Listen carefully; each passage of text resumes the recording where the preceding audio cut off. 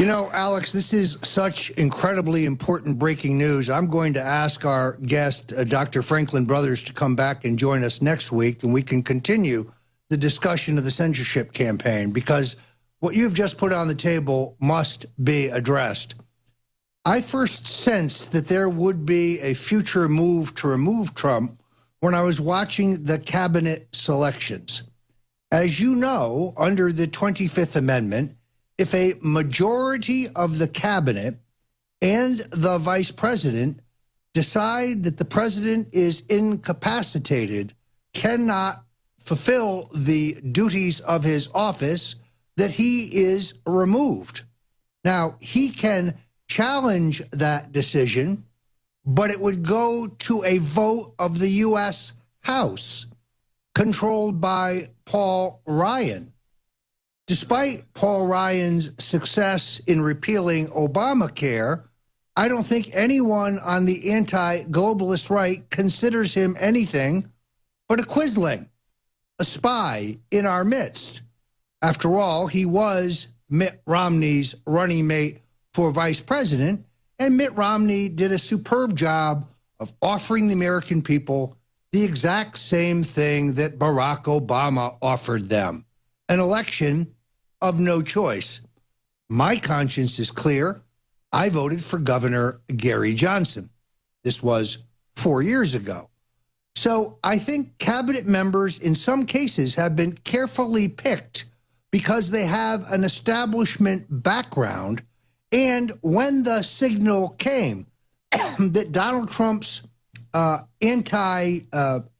would say Donald Trump's iconoclastic personal leadership style and the idiosyncrasies of his personality came to the forefront, and they weren't the homogenized bullshit that we've gotten from your typical mainstream career politicians, well, we'll just declare him crazy and try to move him on. Make no mistake about it. If this should fail, the Democrats and some establishment Republicans have an impeachment fallback position. This is how much Donald Trump threatens the New World Order. This is how much of a crimp he puts in the plans of George Soros and others for a one-world globalist government in which we give up all of our American sovereignty and any claim to the constitutional rights that are guaranteed to us by that great document. Make no mistake about it. The entrenched two-party duopoly in Washington that has run this country into the ground will never come to terms with President Donald Trump. First, they tried to deny him the presidency. When that failed, they tried to destabilize his presidency and to delegitimize it.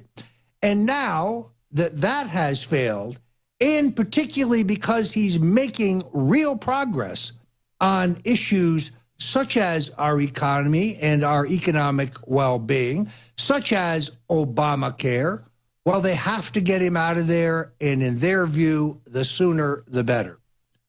Who's behind this effort?